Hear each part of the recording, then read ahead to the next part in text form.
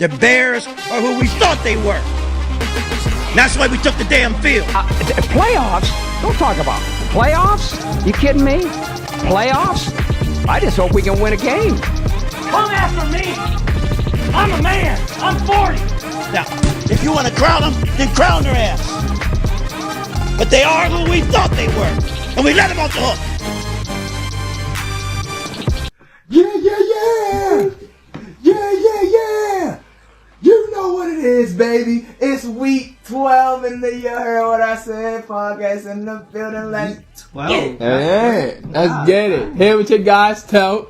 God, aka darn, they don't want none. He's a D, baby. Alright, y'all already know what I want to go right into talk about first. The Buffalo Bills, they ended the Kansas City Chiefs undefeated season. Yes, sir. About time they beat them. So, my main question is, did the Bills win over the Chiefs show you anything between these two teams? It showed that the Bills is legit. Even though they lost all their people, their two main wide receivers, we've been going through the season. They started off good at 3-0, then they lost 2 games in a row, went 3-2. Now they won 6 straight now, 9-2, 1 game behind the Chiefs for the AFC leader right now. More than halfway through the season, they looking good. First let me start with the Bills. It's kind of like every other year with the Bills, just with to an extent. Yes, it is. It's fluid. It's just like every other year with the Bills. It's fluid. It's fluid. But to a better extent because there's lots of talent, so it looks better. Like I said, one of the top teams in the division. So give them kudos. They doing their thing. Like I said a couple episodes ago, Josh Allen is comfortable and he looks like he has nothing to lose these days because he's been criticized so much. He's just comfortable. That's the Bills part. As far as the Chiefs side, I'd like to channel the words of a recent WNBA Finals MVP by the name of the Bahamian Beast, John Paul Jones, as it relates to the Chiefs finally getting their first L.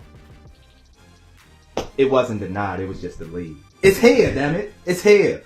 They should have been lost. They should probably be 5-5. They finally got the first L. It took a 9-2 team that there's no way you could deny them to lose because it didn't look bad if they lose to the Raiders, if they lose to the Chargers, if they lose to the Saints. They can't lose to those teams. They can't lose to the Falcons or the Bucks that they played this year because they should have lost to the Bucks. But they lost to a team at 9-2. So it was delayed, but it wasn't denied. Yeah, the Broncos. The Broncos. Like I said, they could easily be 5-5, but they finally got their loss. I'm just happy. Like they've been saying all over the shows, finally, the pressure's gone, so I ain't got to talk about their ass cheating so much that they undefeated no more. They got the L. The cheating ain't gonna stop. We're gonna see how it rolls on next week. Yeah, like it's been, like we said, it's been built up for weeks now. They could have lost for multiple weeks already before. And like you said, they haven't been that good. That deep, they had a top 5 defense for the Chiefs. That's about it. And they got Pacheco coming back next game. But with the Bills, like you said, the Bills doing, Josh Allen's doing all of this when people were saying, oh, he ain't got Diggs no more. He ain't got Gabe Davis. He got Shakir as his best receiver now. They traded for Cooper. He got Keon Coleman. And they had people out. They had Coleman was out. Kincaid was out. Mm-hmm. And Josh Allen still doing his thing. And the Bills have an underrated defense also. Yeah. And like you said, they just keep climbing up the Bills. Like you said, this is the Bills every season. Like you said, it's fluid. But this year, I really like how they look this season. Before you move forward, you know what I was thinking about? Amari Cooper's career is eerily similar to that of one Hall of Famer, that of Terrell Owens. Now, mind you, Mr. T.O. He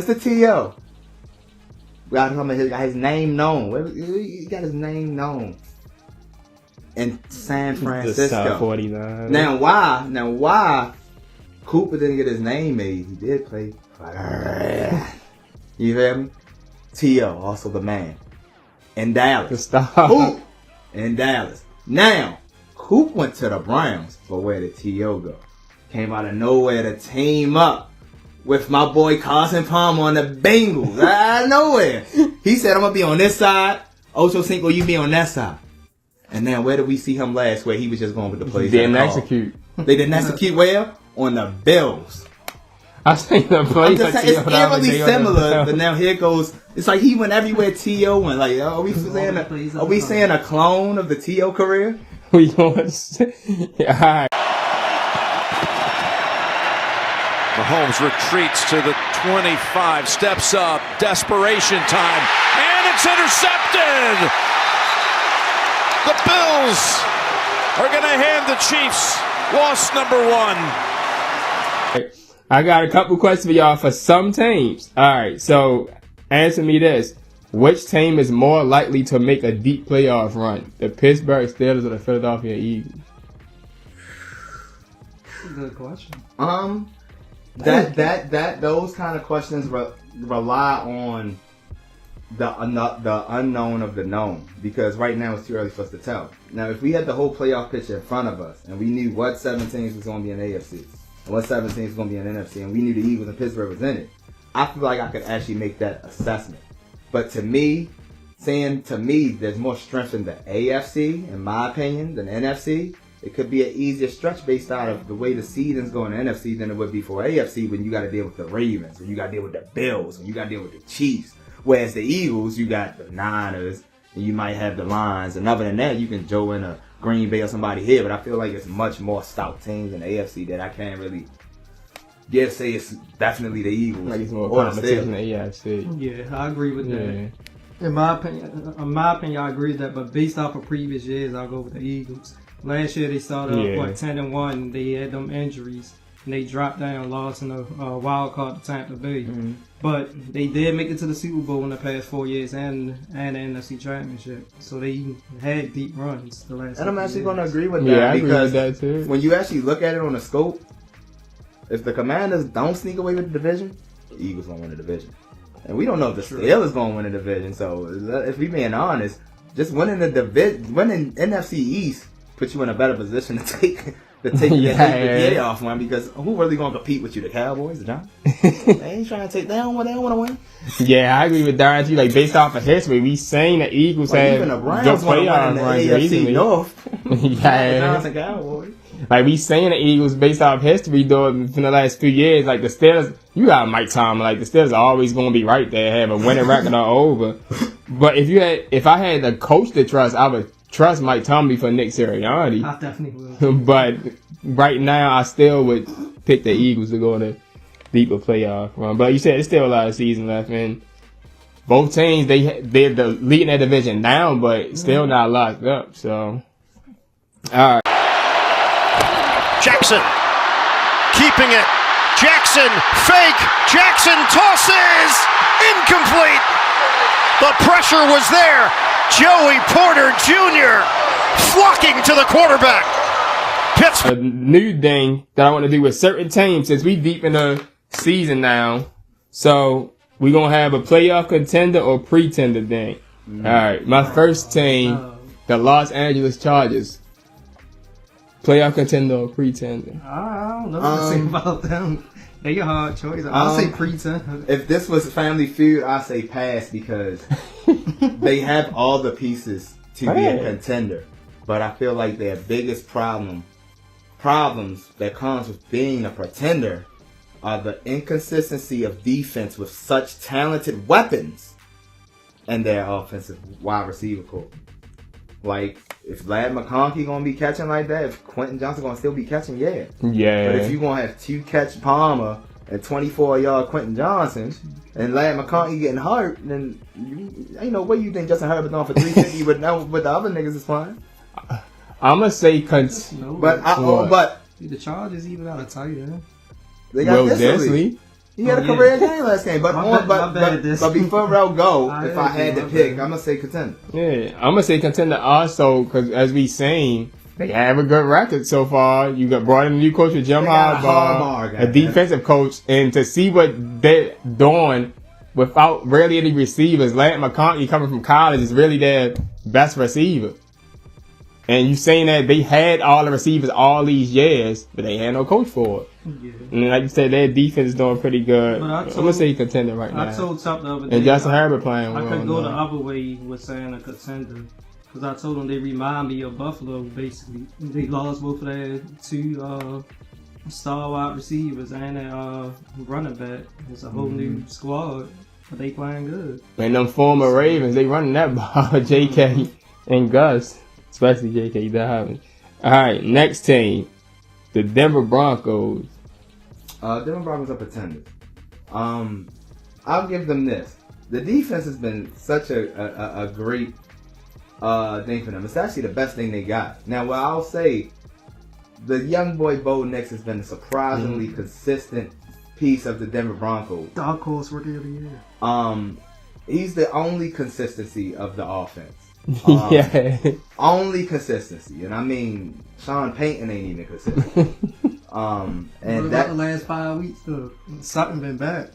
Bo Nix, he's been. Yeah. Remember on Billy Madison when the coach turned into everybody here and was like, what or something. Bo Nix is every character right now because he the only nigga you can rely on. So when it comes down to it, they gonna be pretenders just for the simple fact the AFC is too strong and they wasn't supposed to be the way they is right now. I give them credit. Like record you got right now, what, a game above 500? Few of those, because I would have said 3-8, 3-9. Yeah, I say pretenders, but based on what Like I said, everybody else, the only reason they're not a contender because the actual contenders are contenders. Yeah. That's why. based on everybody else, what the media is saying, what is the Broncos record? 6-5. I could have sworn he was 6-5 at the same time. They didn't get bye week yet. Yeah. They act like that. Are they bye week this They're week? about week They act week like- 13. Week 13. The Last media act bye like week. that season is so much better this year than last year. No, they're It's about not. week 14. Oh yeah, week 14. I think they got the last same bye. exact- Because I looked to record see as who they did Sutton last year, played last week to see if I 6-5. want to start him. So that record is basically the same from last year. I don't even know who the number one on the Denver Broncos is. It Bailey? Shit, some weeks it's little Jordan Humphrey. No, it's Sutton. It's Sutton. No, last 5 No, weeks. Sutton was playing. That's why I put them up on fantasy because somebody dropped them. You can find him in on his thing. All right, I'm Sutton a, on my parlay list. He the most Broncos. oh, after that no catch lost. after the no catch. I'm gonna go pretender also.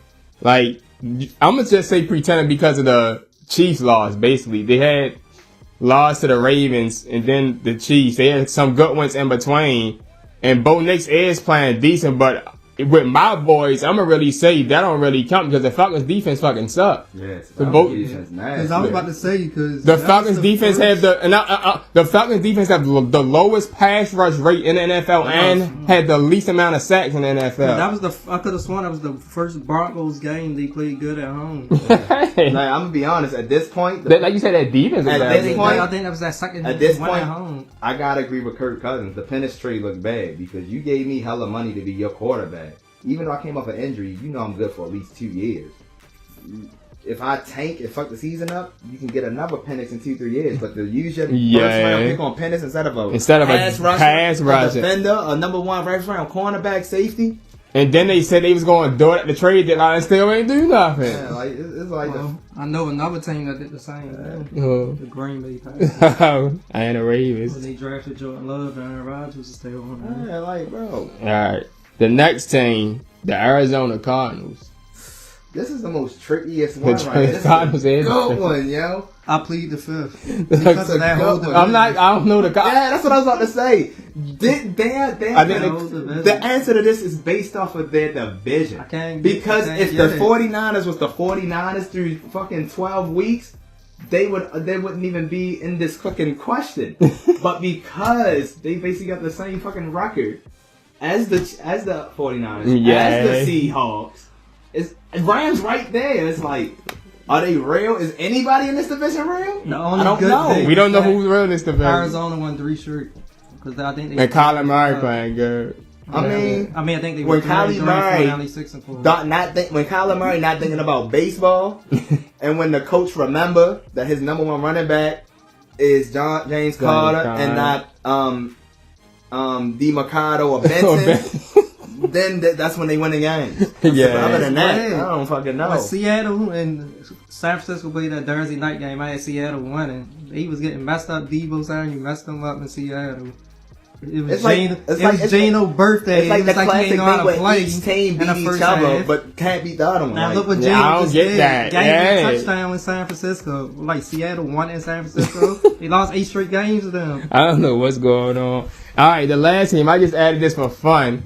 Darn boy, let me just add y'all for fun. I'm at Pretend. from I don't know what's wrong. Darn boy to pretend. I just want to add them in The there. coach was like that the last 3-4 seasons. The coaches don't know what's going to happen. They just go with the flow. The actual players on the field I would put them more as contenders than pretenders.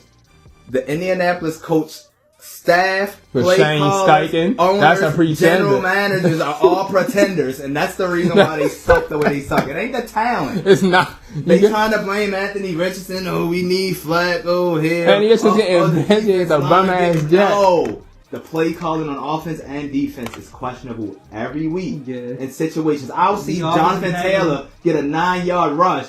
And then they'll pass in shotgun for a shotgun on 2nd and 1 and try to do a side pitch route and get set and get hit for 3 yards. 2nd and 1, then you on 4th and 1 got to kick a field goal. Yeah, these motherfuckers go from 2nd and 1 to 3rd and 6. I swear for the last 3-4 seasons, like the coach be selling for field goals. Like I said, bro, Telp, you did an excellent job on this because those last two was tricky. The Colts, it wasn't their fault. Yeah, it was talent-wise, y'all got a good people team on the field with them. And like I said, then with the Broncos, I think then with the Cardinals, it's tricky because I don't fucking know. But shout out to Josh Downs, one of the most improved players. And Alec Pierce, even though he don't get catches. Good, because I don't know how Michael Pittman be doing. He said he lead for Michael Pittman, yards after catch. Out the face of the earth. Yeah. I don't know what's up with Pitt.